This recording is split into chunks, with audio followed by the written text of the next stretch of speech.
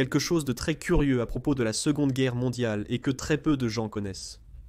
Et le cas curieux des tourelles sphériques des B-17 Flying Fortress.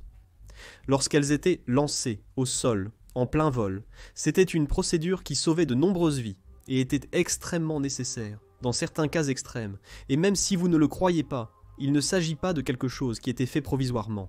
Il s'agit de quelque chose parfaitement conçu par les ingénieurs qui ont conçu l'avion pour littéralement sauver le navire dans l'air. Dans cette vidéo, nous parlerons de cette procédure intéressante, et pourquoi pas. Nous parlerons du fonctionnement de ces machines intrigantes qui ont été cruciales pour les bombardiers pendant la Seconde Guerre mondiale. Alors mettez-vous à l'aise, mon nom est Kevin Aguilar, et ceci est bien sûr Guns Club. Les tourelles sphériques en elles-mêmes étaient des artefacts. De minuscules sphères permettaient à un artilleur de faire fonctionner deux M2, Browning de calibre 50 anti-aérienne.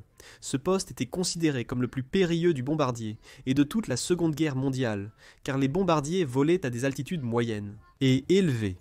Il était plus courant que ces tourelles soient attaquées de tous les angles, dont leurs opérateurs étaient soit très courageux, soit très malchanceux. Car normalement, on leur confiait la tâche de les opérer sur ordre et non volontairement. Son impact culturel est gigantesque, inspirant de nombreuses œuvres cultes comme Star Wars. La plus courante et la plus petite était la tourelle Sperry. Sa petite taille d'1 mètre et 10 cm de diamètre permettait d'avoir une très faible résistance à l'air. Elle était opérée par un homme de très petite taille, et pour y entrer, la tourelle devait être pointée complètement vers le bas, pour aligner les portes du bombardier et de la tourelle. Ensuite, le tireur pouvait entrer et mettre les ceintures de sécurité, pour finalement fermer la porte qui séparait la tourelle de la cabine. La tourelle sphérique était conçue pour protéger le bombardier depuis presque tous les angles. Néanmoins, elle visait à protéger le bombardier, pas le tireur. L'intérieur ne pouvait pas accueillir de parachute. Le parachute était à l'extérieur de la tourelle. En cas d'urgence, le tireur devait aligner la tourelle vers le bas pour sortir et prendre le parachute juste au-dessus. Si le bombardier tombait, c'était presque impossible, donc beaucoup attachaient un parachute à leur poitrine. C'était inconfortable, mais mieux que rien pour arrêter la chute. À l'intérieur, vous restiez en position fétale, exposant les mitrailleuses entre vos jambes et au-dessus de l'aine. Les poignées pour armer étaient actionnées par des poulies. Si une mitrailleuse se bloquait et que les munitions ne sortaient pas avec les poulies, c'était un gros problème. La petite taille de la cabine rendait difficile le déblocage de la mitrailleuse, mais le tiroir mécanique des M2 utilisé dans ces tourelles avait un couvercle qui se retirait très facilement. Bien que de la même manière, il était assez difficile de débloquer une mitrailleuse en plein vol.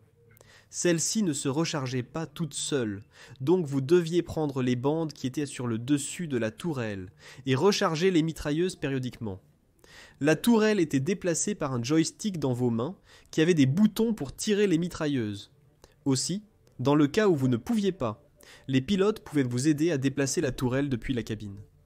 Le pied droit actionnait l'intercom de la tourelle et le gauche la distance de la visée réflexe. Les moteurs électriques de la tourelle la déplaçaient aussi rapidement que les avions qu'ils visaient. Être à l'intérieur de l'une de ces choses était non seulement dangereux, mais aussi vraiment ennuyeux. Le mouvement était très restreint. Votre parachute provisoire et vos munitions vous laissaient à peine de la place pour être à l'intérieur. Les crampes étaient honnêtes et courantes. Vous passiez une grande partie de la mission seul, car la surveillance devait être constante, jusqu'à 10 heures sans interruption, et le masque à oxygène était indispensable pour vous maintenir en vie, car cette partie n'était pas pressurisée. Vous vous demandez probablement comment il faisait pour atterrir avec cette énorme capsule sous l'avion. Dans le cas des B-24 Liberator, ceux-ci pouvaient remonter leur tourelle vers l'intérieur pendant les décollages et atterrissages. Cette technologie offrait beaucoup plus de sécurité en général, mais dans les B-17 Flying Fortress, cela n'était pas possible. Le train d'atterrissage de ces derniers avait la hauteur nécessaire pour pouvoir atterrir avec la tourelle. Cependant, malgré cela, il était interdit que le tireur soit à l'intérieur de la tourelle pendant l'atterrissage. Et l'atterrissage, les décollages. Parce que si le train d'atterrissage échouait, l'artilleur serait écrasé à l'intérieur de la sphère. En fait, 1995 Maguire raconte comment un B-17 revenait d'une mission, et à cause des dommages subis pendant celle-ci, le système hydraulique de l'avion empêchait le déploiement du train d'atterrissage, et on ne pouvait pas non plus articuler la tourelle pour sortir l'artilleur. Il n'avait pas beaucoup de carburant, donc à la fin, ne pouvant pas sortir l'artilleur, et pour sauver le reste de l'équipage, ils ont décidé d'atterrir sur le ventre, ce qui a fait que l'artilleur a été écrasé entre l'avion et le sol. Le plus intéressant de la tourelle était visible lorsque l'avion allait faire un atterrissage forcé. Quand l'équipage remarquait que l'avion était trop endommagé pour rentrer à la maison, il se préparait prompt à un atterrissage forcé. Le train d'atterrissage restait toujours un peu à l'extérieur du fuselage. Lorsqu'il était rentré, cela offrait un amortissement supplémentaire qui, lors des atterrissages forcés, protégeait partiellement l'avion des dommages structurels. Cependant, si lors d'un atterrissage de ce type, le train d'atterrissage restait rentré, que se passait-il avec la tourelle? Était-elle écrasée par l'avion, tuant le mitrailleur? Eh bien, pas vraiment. Un atterrissage forcé avec la tourelle ferait tomber l'avion de manière irrégulière, causant le plus de dommages à la structure de l'avion. Donc lorsque la situation était telle que l'équipage savait qu'ils ne rentreraient pas chez eux, soit à cause de dommages structurels ou de manque de carburant, ils devaient larguer la tourelle pour effectuer l'atterrissage d'urgence, comme l'indique ce document instructif de l'époque. Ce qu'ils faisaient, c'était de demander au mitrailleur de sortir de la tourelle. Pour cela, ils devaient pointer la tourelle complètement vers le bas. Ensuite, le mitrailleur et un collègue avaient besoin de 2 outils essentiels pour accomplir leur tâche, une clé anglaise et un marteau. De cette façon, ils dévissaient une série de boulons qui maintenaient la tourelle et l'anneau de celle-ci à l'harnais, qui relie la tourelle à l'avion. Ce processus durait 20 minutes, mais s'ils avaient un peu plus de temps, ils pouvaient récupérer la visée de la tourelle K4, qui était sans aucun doute la partie la plus coûteuse. La tourelle coûtait 3 700 $ de l'époque, soit environ 40 000 $ actuels. Cependant, en général, les équipages avaient tendance à ignorer cette étape, et il y avait très peu de cas où les mitrailleurs envisagèrent de récupérer la visée, car cela pouvait prendre 20 minutes. Donc tout le travail de retrait de la tourelle pouvait prendre entre 20 et 40 minutes. Selon le temps dont disposent les membres de l'équipage et leur conscience du coût de l'équipement de la tourelle, dans des situations de faible carburant, où les pilotes ordonnaient de jeter tout ce qui était lourd de l'avion, jeter la tourelle était aussi quelque chose qui se faisait. Celle-ci pesait près de 380 kg, sans compter les munitions, dont la jetée pouvait représenter la différence entre rentrer chez soi ou non, dans presque toutes les situations d'urgence. Il était extrêmement recommandé de jeter la tourelle au sol.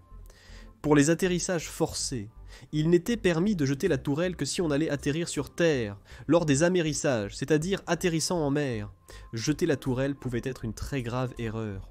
Avoir un énorme trou d'1,1 mètre dans la coque pouvait accélérer le naufrage de l'avion, réduisant considérablement le temps que les membres de l'équipage avaient pour sortir de l'avion, les laissant plus rapidement à la dérive en mer et faisant que si quelqu'un perdait connaissance, il ne pourrait pas sortir rapidement de l'avion. Dans de nombreuses situations d'amérissage, la tourelle était quand même jetée, surtout dans les cas où l'avion avait déjà subi des dommages structurels graves. Il est sans aucun doute très intéressant de voir comment les ingénieurs de l'époque avaient envisagé chaque minuscule scénario qui pourrait se présenter aux équipages, leur donnant les outils pour qu'ils puissent faire tout leur possible pour rentrer chez eux. Si vous voulez en savoir plus sur les bombardiers, je vous recommande de regarder cette vidéo sur pourquoi les bombardiers ont cessé d'utiliser des traceurs pendant la Seconde Guerre mondiale. Merci beaucoup d'avoir regardé cette vidéo et à la prochaine. Au revoir.